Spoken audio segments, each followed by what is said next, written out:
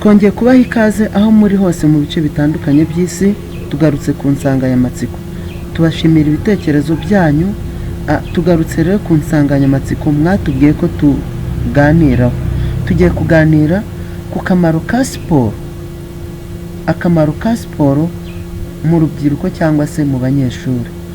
Importance of sport in children or in school going children. Thank you so much. Turabifuriza gukora subscribe, like and share so that we can benefit, so that we can grow fast, kugira ngo dushobore gukura vuba cyane. The first thing that we have to say here about sport, ikintu cya mbere tuvuga ku bijyanye na sport, the sport helps to relax. Sport ituma abanyeshuri baruhuka. Kimwe mu bituma umunyeshuri agubwa neza nuko yaruhutse. Kimwe mu bituma umunyeshuri agira ubuzima bwiza nuko yaruhutse. So it is better to have time for sport in the school. Ni byiza yuko abana babona umwanya wo gukora siporo, ndetse bakagira n'igihe bagafata umwanya wabugenewe, amasaha yabugenewe mu cyumweru bakahorera siporo. Specifically, there are some schools that don't care about playground. Hari amashuri amwe namwe usanga rimwe na rimwe atita cyane ku bibuga, ngo ugasanga ahantu hose bahahariye ama apartment, ahantu hose bahahariye indabyo. By the way, having flowers is the first thing interesting. Kugira indabyo ni ikintu cy'ingenzi, but in the other hand side, to the side of sport, learners don't have time where they can relax and they are free. Abana ntago babona ahantu bisanzurira.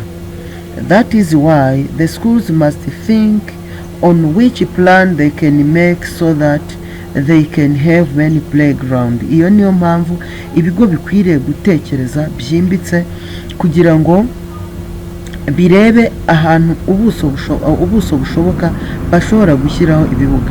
What I'm saying is not regarding all schools, by the way. Nta ibyo ndimo mvuga ntabwo bireba yego ibigo byose. All schools are not concerned. Ibigo byose ntabwo birebwa n'ingingo. There are some schools which promote sport. Hari ibigo bimwe na bimwe rwose ubona biteza imbere siporo, ndetse ugasanga hari n'abana ibigo bimwe bya segonderi bajya kubyigaho kubera ko bafite iyo mpano gusa yo gukina. Ibirebana na school fees, as it is paid in some learners or on learners studying student in the school, ukijya yishyurwa nyine n'abanyeshuri, ugasanga abo bana bahawe umwanya bitewe no gukoresha impano zabo neza. By the way, icyo ni wenda navuga kibanze sport ituma abantu baruhuka. Icya kabiri cy'ingenzi, buriya siporo idevelopa cyane umubiri, ituma umubiri ukura neza. With the sport we develop our body, we make our body healthy. Bituma umubiri wacu umererwa neza. Wenda uri kubyumva to relax, kuruhuka, byose nyine bifitanye isano n'umubiri. Ariko sometimes there are some people who relax and don't have strong body. Hari ababa nyine baruhutse, hari abantu bamwe na bamwe baba baruhutse, ariko kuruhuka kwabo bikaba bitandukanye no kugira umubiri uri strong, umubiri ukomeye, and of course soft. Buriya siporo ituma umuntu agira umubiri ugororotse, reka mvuge gutyo. Bityo sports in a school are something that must be promoted by whoever. Sport ni ikintu gomba gutezwa imbere n'uwo ari we wese. I was to school mainly, but let me come back to the house. For example, there are days of the weekend where parents benefit their children of course in their house, at their house. Hari ibihe ababyeyi navuga ni nacyo gihe kiba gishoboka umubyeyi abonye icyo kubona umwana mu gihe cya weekend. So having sport as a key to something that unite the parents to the child is something crucial. siporo rero iramutse ifashwe nk'ikintu cy'ingenzi kigiye guhuza umwana n'ababyeyi, icyo ni ikintu cyiza cyane.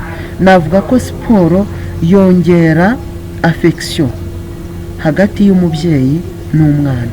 Buriya umubyeyi ufata akanya agakina n'umwana umupira bagasimbuka imigozi byongera cyane ubusabane.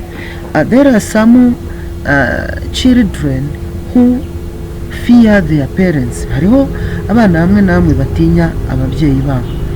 The key to having good relationship is through sport.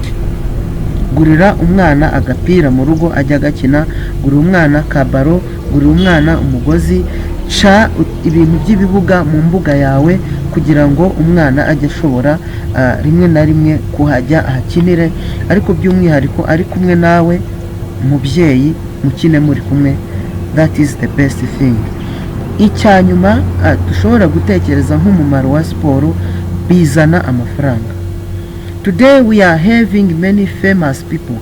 Kuri ubu ngubu dufite abantu benshi b'ibyamamare bateye imbere kubera ko of course they have sport, bari muri sport. So sport is something that create wealth. Siporo izana ubuzima kuko hariho abantu benshi babakire nkuko nayimaze kubivuga b'ibyamamare kubera ko bakora umurimo wa siporo. Siporo ishobora gutuma utaba gusa mu gihugu cyawe, ishobora gutuma utembera ibihugu bitandukanye kubera impano ufite yo gukina. So parents is their time so that they can promote and develop talent within their kids. Thank you so much. We wish you to subscribe on this channel. Abari bansabye ko tuvuga kuri topic ya siporo by'umwihariko murayumvishije, ariko nshishikariza ababyeyi please ukunde gukina n'abana banyu kuko biri muri na bimwe bifasha ubwonko bwabo cyangwa se bizamura imyigire yabo kandi bagatsinda neza.